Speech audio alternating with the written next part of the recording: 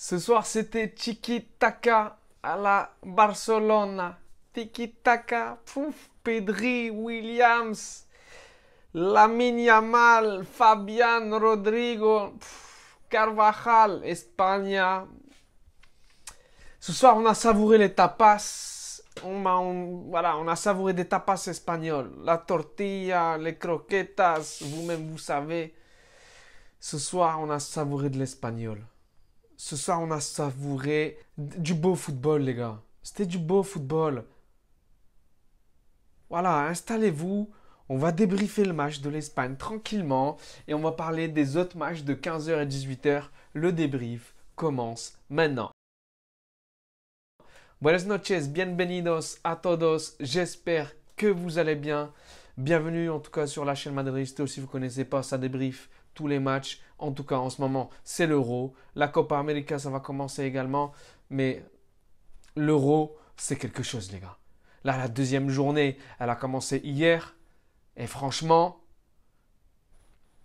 on se régale. Moi, personnellement, je me régale. L'Euro, c'est de la totale régalade. Le niveau du football, mis à part les 2-3 matchs qu'on a eu à 21h lors de la première journée, c'était bidon, c'était pas ouf. Mais les matchs de 15-18h, c'était du high level.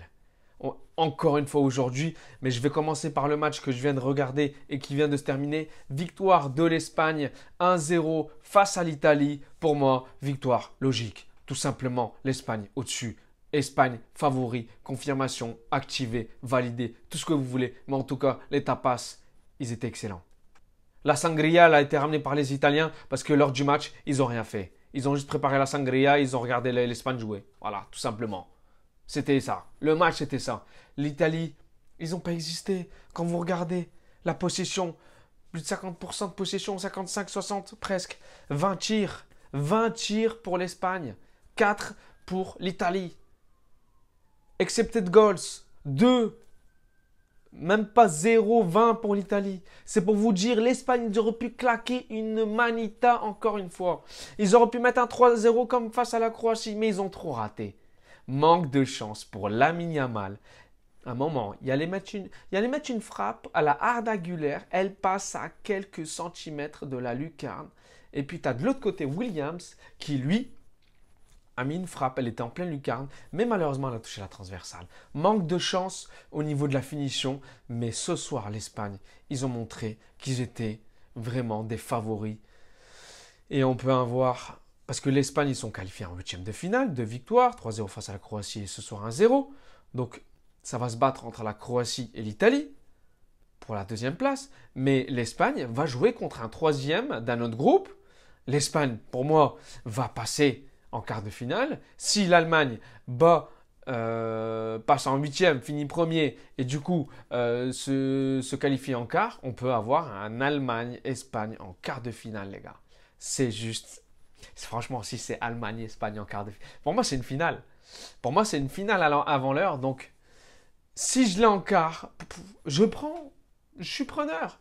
Je suis preneur. Ce soir, l'Espagne, c'était la même équipe. Il n'y a personne, il n'y a rien qui a bougé au niveau de la composition. La même équipe que face à la Croatie. Franchement, total régal. Fabian Ruiz, on le retrouve. Fabian Ruiz, c'est pas le Fabian Ruiz du PSG. Franchement, c'est pas.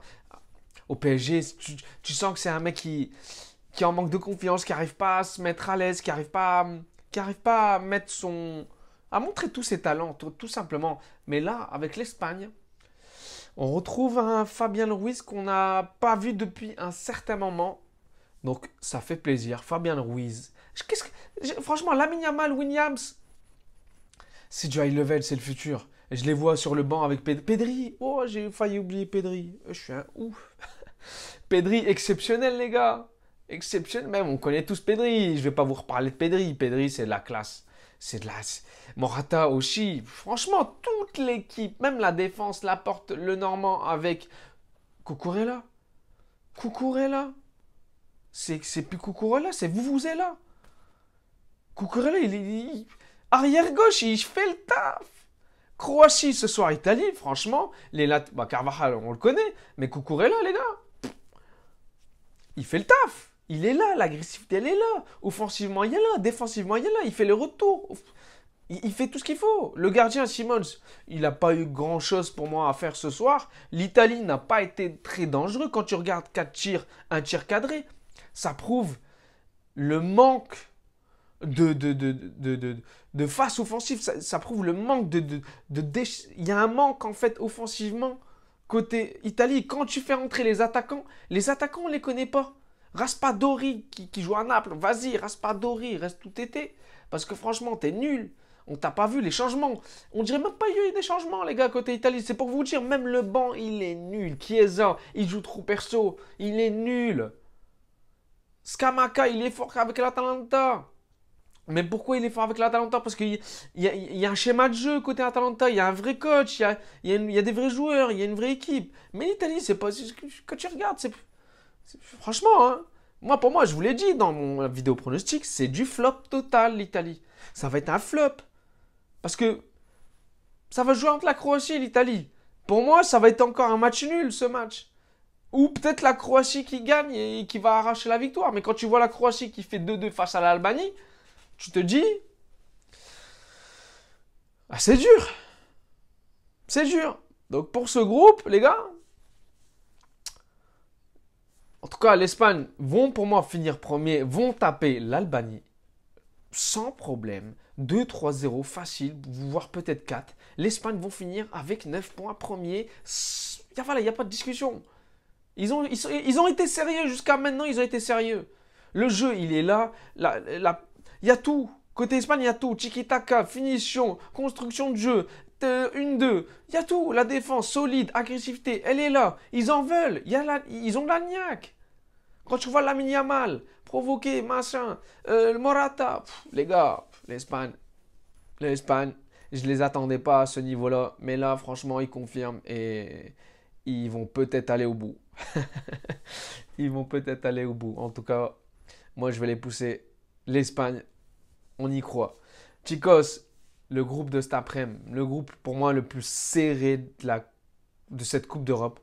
Le groupe où il y a beaucoup d'indécision. Voilà. Slovénie-Serbie, pour moi, c'était sûr que ça allait. Mon pronostic, c'était 1-1. Et au final, on a eu un 1-1. Que dire? La Serbie qui revient à la dernière seconde des temps additionnels grâce à Luka Jovic. Ils ont les attaquants, ils ont l'équipe, ils ont des bons joueurs la Serbie. Mais la Slovénie a mieux joué. Ils ont proposé un meilleur jeu. J'ai l'impression qu'il y a un truc qui cloche côté serbe.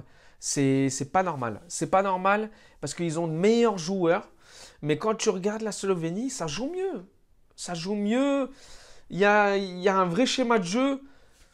Et ils ont des vrais joueurs. Il y a un vrai état d'esprit de groupe. Alors que la Serbie, tu sens une fragilité côté serbe, comme les Croates.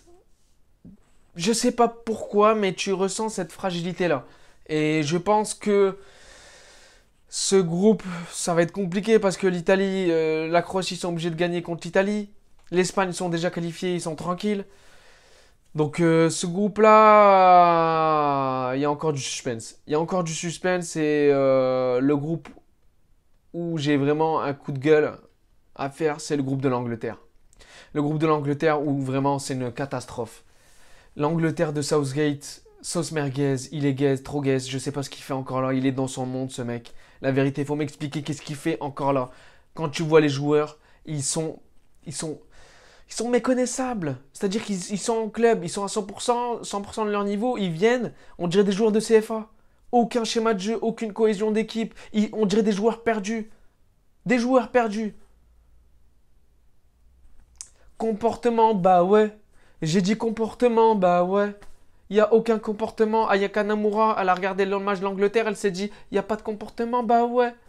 Du coup, le titre, il s'est dit, bah comportement, bah ouais. Les gars, sérieusement, l'Angleterre, en fait, quand je regarde l'Angleterre, c'est quoi? C'est une feuille blanche, quoi. En fait, j'ai l'impression le coach sélectionneur, personne l'écoute. Limite, on se fout de sa gueule. On dirait, c'est le genre d'entraîneur que tu le mets. Même, il n'a pas sa place en première ligue. Tu le mets en Ligue 1, il n'a pas sa place. Il prend le LOSC comme entraîneur. Le LOSC descend en CFA. C'est pas un coach, ce mec. La vérité.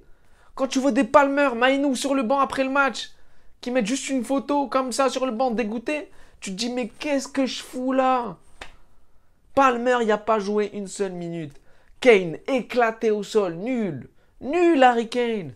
Le Danemark, ils les ont martyrisés, les gars. C'était 1-1, mais normalement, ça ne méritait pas un 1-1. Le Danemark méritait de gagner amplement.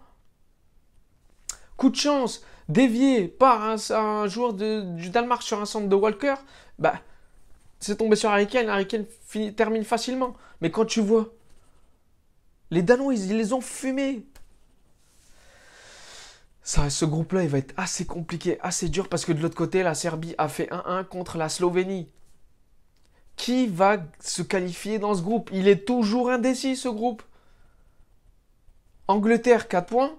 Serbie qui va jouer contre le Danemark. Slovénie, 2 points. Danemark, 2 points. Angleterre, 4 points. Serbie, 1 point.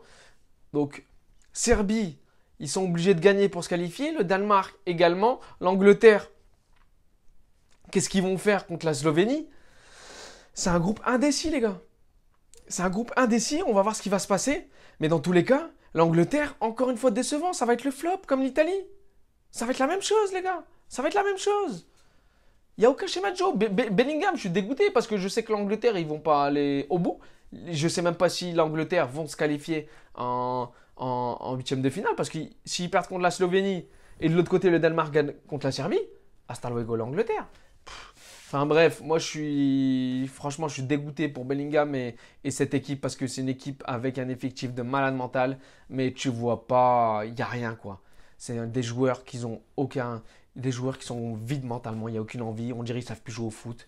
Je ne comprends pas. Si vous avez une explication, dites-le moi, mais moi en tout cas, je ne comprends pas.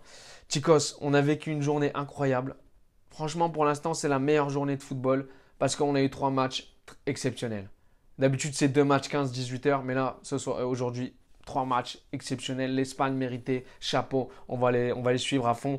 France demain, France-Pays-Bas, Mbappé, est-ce qu'il va jouer ou pas? Avec masque ou sans masque? Si c'est sans masque, il joue pas. On va voir ce qui va se passer. Toujours indécis côté Mbappé.